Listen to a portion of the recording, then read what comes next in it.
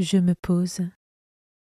Je m'installe avec soin dans une position qui me permet d'être à l'aise plusieurs minutes. Je ferme les yeux.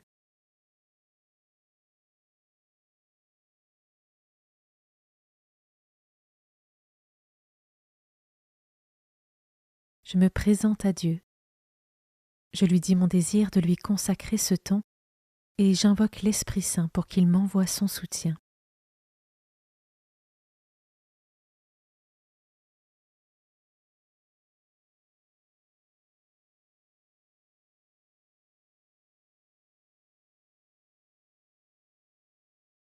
Commençons. Évangile de Jésus-Christ selon saint Marc, chapitre 3, versets 22 à 30. En ce temps-là, les scribes qui étaient descendus de Jérusalem disaient: Ce Jésus est possédé par Belzéboul. C'est par le chef des démons qu'il expulse les démons. Les appelant près de lui, Jésus leur dit en parabole: Comment Satan peut-il expulser Satan? Si un royaume est divisé contre lui-même, ce royaume ne peut pas tenir. Si les gens d'une même maison se divisent entre eux, ces gens ne pourront pas tenir. Si Satan s'est dressé contre lui-même, s'il est divisé, il ne peut pas tenir. C'en est fini de lui. Mais personne ne peut entrer dans la maison d'un homme fort et piller ses biens s'il ne l'a d'abord ligoté. Alors seulement il pillera sa maison. Amen, je vous le dis, tout sera pardonné aux enfants des hommes, leurs péchés et les blasphèmes qu'ils auront proférés. Mais si quelqu'un blasphème contre l'Esprit Saint, il n'aura jamais de pardon. Il est coupable d'un péché pour toujours. Jésus parla ainsi parce qu'ils avaient dit: Il est possédé par un esprit impur.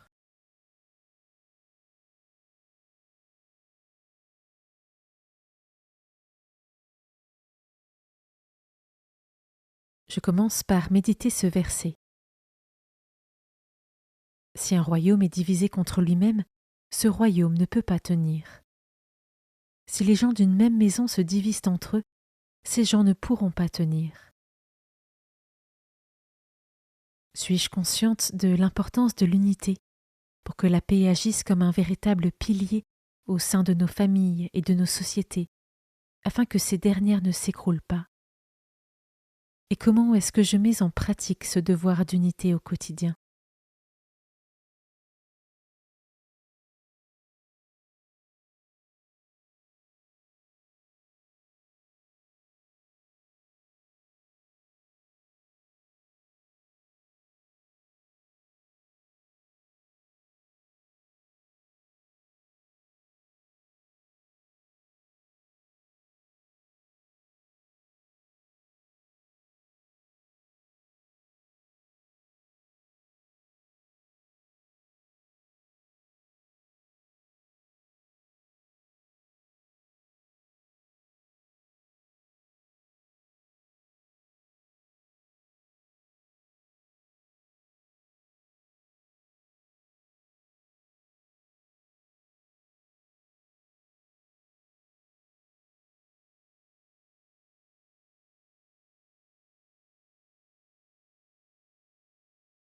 Je peux maintenant m'arrêter sur cet autre verset.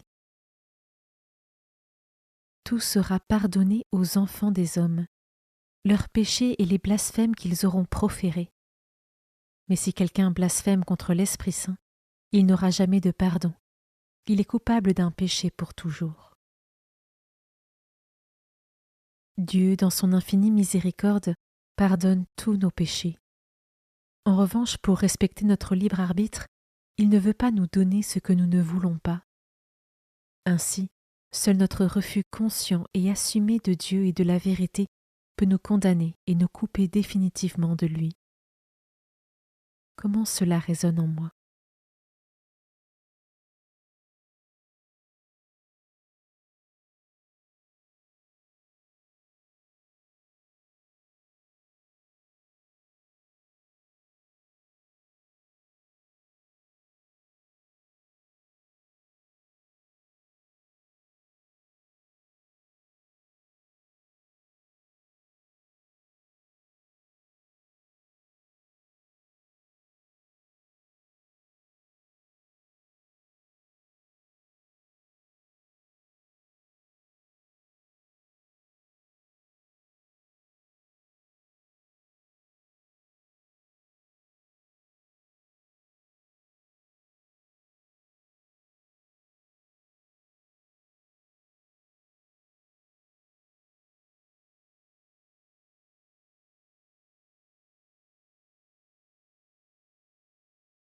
Je peux maintenant prier l'Esprit Saint pour qu'il puisse nous venir en aide, pour rassembler tout ce qui a été divisé dans nos vies.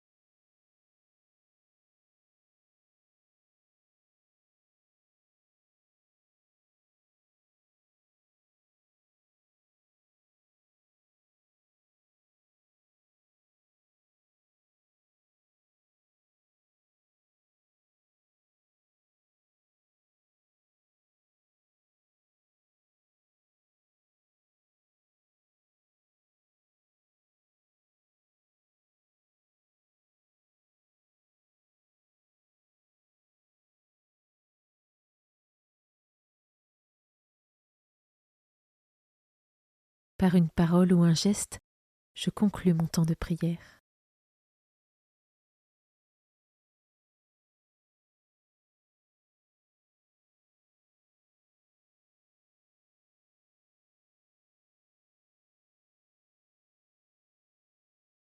Belle journée et à demain.